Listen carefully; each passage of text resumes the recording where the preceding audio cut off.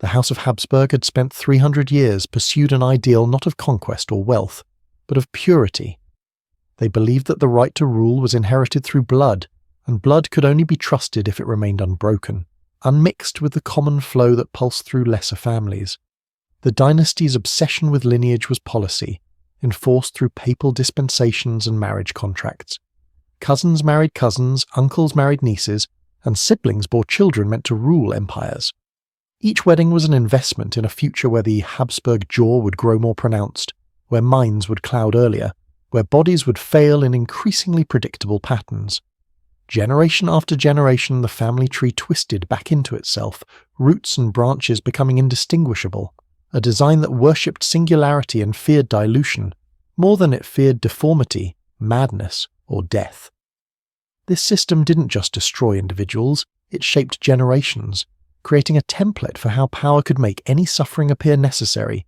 Any deformity seemed divinely ordained. If this reveals something you've never seen before, subscribe to see how bodies remember what history tried to forget. Charles V was not the first Habsburg to carry flawed blood, but he was the first emperor whose deformity could not be concealed behind court protocol and carefully angled portraits. Born in the winter of 1500, he emerged into the world with a jaw that defied the basic architecture of human anatomy. The upper and lower portions refused to meet, creating a permanent gap that would define both his appearance and his reign. His lower jaw projected forward beyond any natural boundary, pushing his teeth into positions where they could never properly align. His lips parted even during sleep, remaining slightly open in a configuration that would never change. When he attempted to drink, liquid pooled at the corners of his mouth before spilling down his chin. When he tried to chew, food moved around his mouth without the grinding action that most people performed instinctively, forcing him to swallow pieces whole or let them dissolve slowly on his tongue. This was not called a defect by the court physicians who examined him throughout his childhood. It was lineage made visible, the physical proof of his descent from Isabel and Ferdinand, the inheritance of a bloodline that had been carefully maintained through generations of strategic intermarriage. The pain began as he matured, and the misaligned bones continued their distorted growth. His temples ached from the constant tension of muscles trying to compensate for joints that could not function properly. His molars ground against each other in uneven rhythms that wore down the enamel and left his gums perpetually inflamed. Severe headaches became a regular part of his existence, radiating from his jaw through his skull with an intensity that left him nauseated and unable to concentrate. Yet still he was crowned Holy Roman Emperor at 19. The pain in his face masked by ceremonies that transformed physical suffering into spiritual authority. No one in his court questioned whether a body in such obvious distress could effectively govern an empire that stretched across continents. They celebrated the blood that had produced him, viewing his distinctive features as evidence of divine selection rather than genetic miscalculation. His distinctive profile appeared on coins circulated throughout his vast territories, was carved into stone facades of cathedrals built in his honour, and was reproduced in tapestries that hung in palaces from Vienna to Mexico City. Court artists learned to make the jutting jaw appear noble through careful use of shadow and perspective, transforming what nature had rendered dysfunctional into an imperial silhouette that suggested strength rather than deformity. As his physical condition deteriorated, Charles increasingly ruled through intermediaries and symbols rather than personal presence. Chronic pain kept him seated during ceremonies that had traditionally required imperial mobility. His legs swelled, his fingers stiffened with arthritis that made signing documents an ordeal, and his spine curved forward under the cumulative weight of decades spent favouring positions that minimised the discomfort in his jaw. But the empire functioned through the idea of his presence rather than his actual participation, adapting its administrative machinery to accommodate a ruler whose body was failing even as his political authority remained absolute. By his 40s, the physical challenges of eating had become so severe that meals required elaborate preparation. His tongue had thickened with age and the accumulated effects of chronic inflammation, making it difficult to manoeuvre food within his mouth. Kitchen staff learned to soak his meals until they could be pressed between his teeth rather than chewed, and to serve everything at precisely the right temperature to avoid triggering the sensitivity that had developed in his damaged gums. He spoke with increasing effort, his words often trailing saliva that servants learned to discreetly manage without drawing attention to their emperor's distress. The simple act of dressing became an ordeal that required assistance and substantial time, since his arthritic hands could no longer manage the complex fastenings of imperial regalia. Ministers and courtiers learned to arrive early for appointments, understanding that their emperor's preparation could not be rushed without causing him additional pain. Yet this growing dependence on others was reframed by the court as evidence of his dedication to duty, a ruler so committed to his responsibilities that he endured physical suffering for the sake of his subjects. When Charles finally abdicated in 1555, the ceremony was presented as the voluntary withdrawal of a pious monarch, seeking spiritual reflection rather than the inevitable surrender of a man whose body could no longer sustain the demands of rule. He retired to a monastery at Usti, where he lived not as a monk but with a household of 50 servants who understood the requirements of caring for someone whose basic functions had been compromised by decades of genetic inheritance made manifest.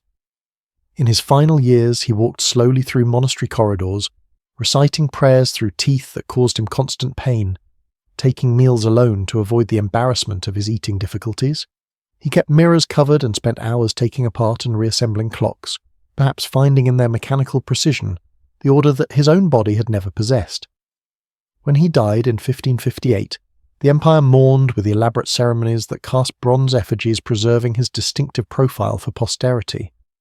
The official records made no mention of the daily indignities his condition had imposed. The cloth kept constantly at hand to manage the saliva that collected at the corners of his mouth, the specially prepared foods that had sustained him, the words he had struggled to form during his final years. He was remembered as majestic, a ruler whose physical distinctiveness had marked him as chosen by God rather than damaged by the mathematics of inbreeding. In his death, the Habsburg system learned a crucial lesson that would shape the dynasty's approach to physical deformity for generations to come. Once a body had been consecrated by imperial authority, its flaws were transformed into marks of divine selection.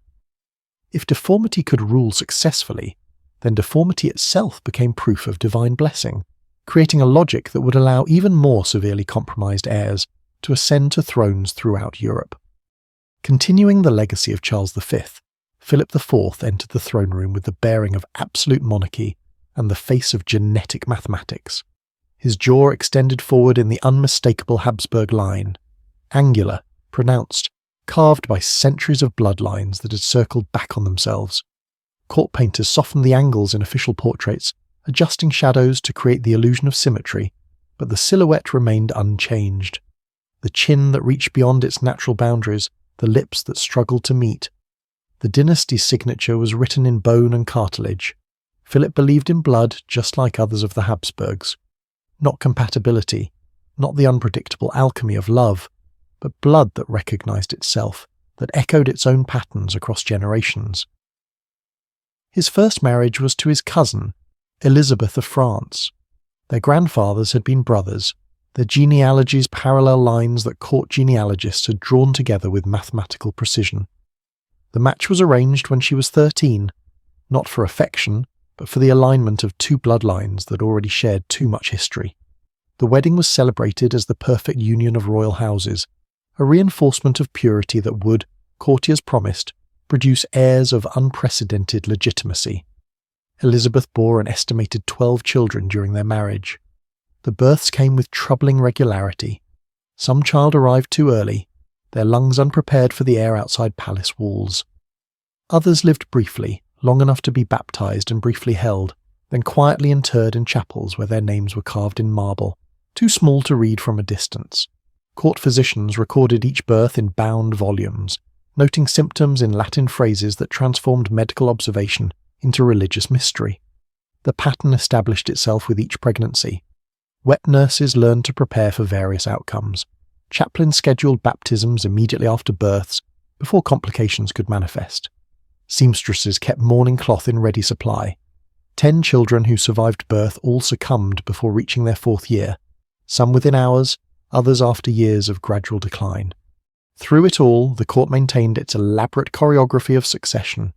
Each child was celebrated as evidence of divine favour, each loss reframed as God's mysterious will. The queen moved through her pregnancies surrounded by physicians who bled her regularly, priests who blessed her swelling belly, and courtiers who assured her that the next child would surely be the healthy prince the empire required. The survivors to adulthood often carried deformities that spoke of deeper structural failures, limbs that bent at impossible angles and remained fixed there, as if the very bones had forgotten their proper relationships to one another. One daughter's spine curved with such severity that she could never lie flat against her mattress. A son with seizures grew so violent that the convulsions eventually tore the delicate muscles in his neck, leaving him unable to hold his head upright during his final weeks. Elizabeth died young, worn down by pregnancies that had drained her strength without producing the robust male heir that 3 centuries of Habsburg rule demanded. Philip mourned appropriately, then turned his attention to the practical matter of replacement. The dynasty could not afford sentiment when survival was at stake. His second wife was chosen with even greater care. Mariana of Austria was not merely his niece, she was the daughter of his sister and the granddaughter of his father. Her bloodline was a perfect echo of his own, refined through one additional generation of careful breeding. When her portrait arrived at court months before her physical presence, courtiers noted how strongly she resembled the king himself, the same eyes, the same delicate features. The marriage represented not expansion, but concentration.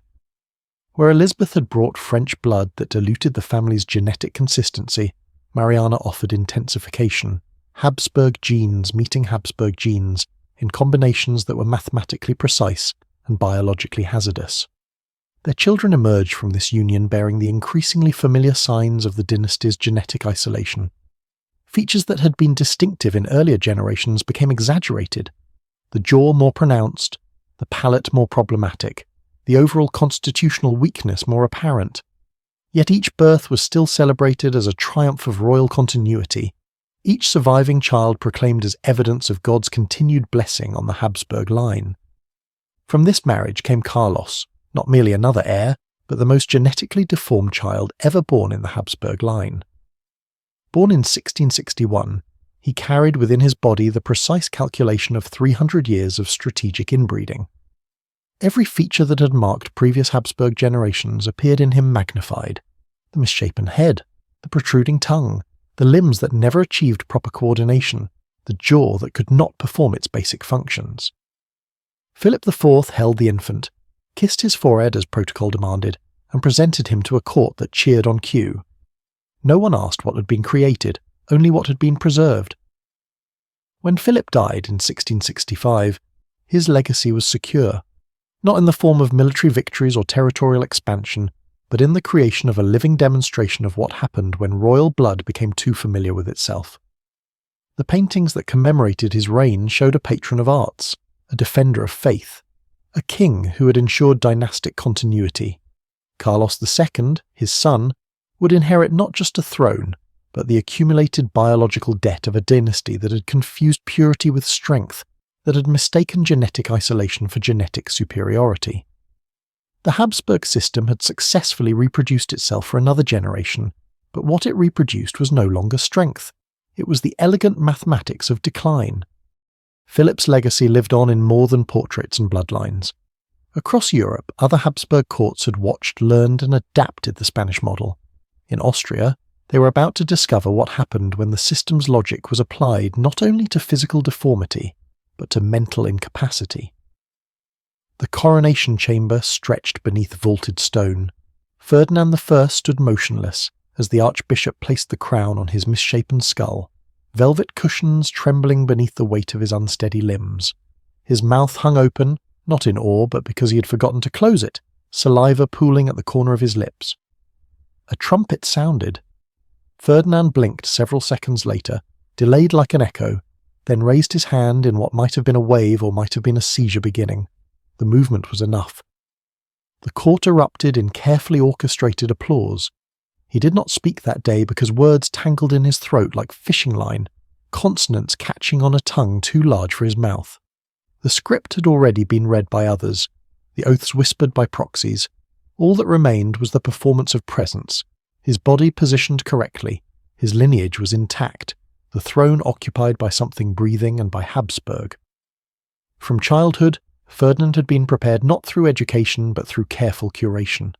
His seizures began before his 3rd birthday, violent enough to knock him unconscious and leave him bleeding from bitten lips that never healed properly. He could not focus on lessons for more than minutes at a time, could not remember sequences longer than his own name, could not pronounce complex words without his speech dissolving into wet stammering. Tutors were quietly replaced with attendants who specialized in managing rather than teaching. Lessons became routines. He was trained to walk along predetermined paths marked with subtle grooves in marble floors, to repeat blessings in low, halting tones that sounded almost normal if no one listened too carefully. His world shrank to predictable shapes. Meals arrived at precise intervals. The clocks chimed to remind him of events he would not initiate. When he asked the same question twice, it was answered twice, without correction. The imperial bureaucracy learned to function around his incapacity. Ministers spoke slowly and clearly in his presence, nodding respectfully at his vacant stares, then convened immediately afterward in adjacent chambers to make actual decisions. Policies bore his signature, carefully guided by steady hands, but carried intentions he could neither grasp nor remember. When he drooled during public ceremonies, they called it humility. His physical hesitations were reframed as thoughtful deliberation, his silence as wisdom, his passivity as imperial restraint. During his reign, Ferdinand was not hidden away like some Gothic secret, but displayed constantly, appearing at masses where he touched sacred relics held up for him, waving from balconies to crowds who cheered a figure they could barely see. Every public gesture was rehearsed until his muscles remembered the motions even when his mind wandered. Servants buttoned his elaborate uniforms each morning, tied his shoes in double knots that wouldn't come undone, and helped him memorize speeches one phrase at a time, words he forgot within hours but could repeat perfectly when prompted. In March 1848, revolution erupted across the empire like a fever breaking. Cities burned while crowds demanded constitutions, rights, representation, concepts Ferdinand hardly understood. After months of upheaval, the court reached its inevitable conclusion. The emperor would abdicate not because he chose to, but because he had never truly chosen anything. They dressed him in formal robes and positioned him behind an ornate desk where an abdication document waited. He stared at the paper for several minutes, head tilting at an angle that suggested either concentration or the onset of another seizure, before making his mark where they indicated. Then he smiled, genuinely pleased to have completed the task successfully. The imperial court led him away as his 18-year-old nephew Franz Joseph was brought forward to inherit an empire Ferdinand had never really ruled. No public announcement explained the transition beyond the necessary legal formalities. The machinery of state simply adjusted its gears around a different figurehead. Ferdinand lived quietly in Prague for another 27 years, tending gardens where he could remember the names of flowers better than the names of former ministers. He spoke often of events that had never occurred, and people who existed only in his deteriorating memory, but palace staff had long since stopped correcting him. In public memory, he became something harmless, the simple emperor, the gentle soul who stepped aside when his empire needed strength. A man who meant well, but lacked the capacity for the harsh decisions that governance required. Ferdinand had not stepped aside. His reign was neither brief nor tragic. It was 35 years of systematic demonstration that imperial power could function perfectly well without an emperor who understood it, as long as enough people committed to maintaining the fiction that understanding mattered. Back in Spain, the genetic debt accumulated over generations was about to come due in full. The final heir would demonstrate not just what the system could survive, but what it inevitably produced. No one in Habsburg history had ever carried such concentrated biological damage. The dining hall stretched 50 feet under stone arches, its walnut table surrounded by men in stiff-lace collars who waited for the king to nod before they spoke. But Carlos could not nod. His oversized head swayed when unsupported, chin drooping toward a chest that barely held him upright. Food arrived as lukewarm paste, spooned past lips that never properly sealed, each bite requiring the coordination his nervous system had never learned to manage. He chewed without teeth. They had rotted and fallen out by adolescence. He swallowed with visible effort, throat muscles working against a tongue too large for his mouth. Sometimes he smiled, though the gesture twisted his face unnaturally, pulled sideways by a jaw too long and a tongue too wide. The silence in the room was not out of respect.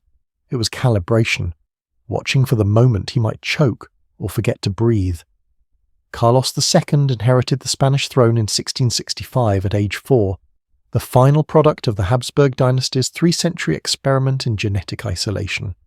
His mother, Mariana of Austria, was his father's niece, Philip IV, making Carlos the offspring of bloodlines that had circled back on themselves so many times that his family tree resembled a knot more than branches. Outside the palace, crowds cheered. Inside, doctors circled.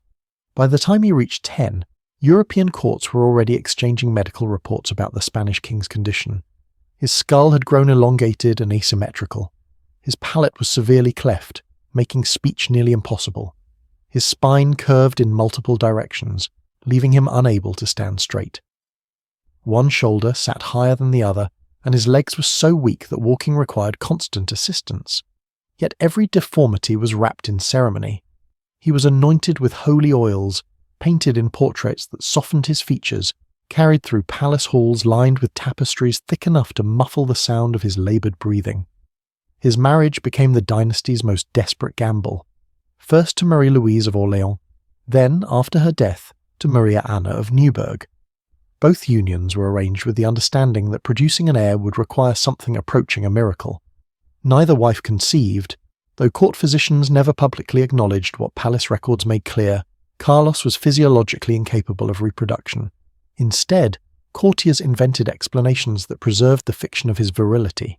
Astrologers blamed planetary alignments. Priests suspected witchcraft and performed exorcisms. Doctors prescribed increasingly desperate treatments: bloodletting, herbal purgatives, exposure to relics. The truth remained unspoken. The Habsburg line had folded in on itself until it could no longer sustain basic biological functions.